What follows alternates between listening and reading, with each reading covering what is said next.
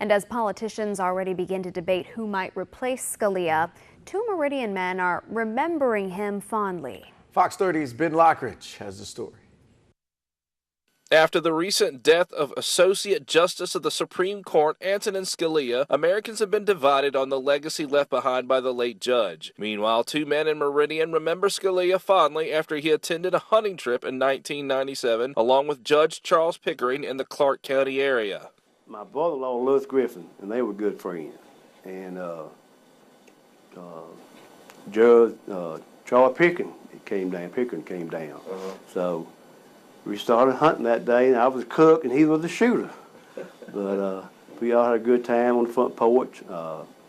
Like I say, he shot one 10-inch deer. So he loved life, and he loved what he does. He loved Supreme Court. He loved it. Talk about it. True deal.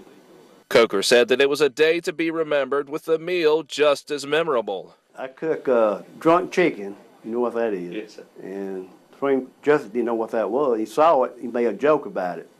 And so we had a big supper that night. Accompanied on the same trip was Rick Justice, who owns Rick Justice Honda in Meridian. He said he enjoyed his short time with Scalia as well. I spent a little bit of time with him, mostly, I guess, at meal times, which seems to be one of my favorite times at the hunting camp. But he was a very, very smart man. He was a strict adherent to the Constitution, and I think he believed in, the country and the way it was framed. Justice says he believes it was a needed trip for Scalia. When he came down here, I think he kind of let his hair down a little bit. Yeah. Enjoyed himself.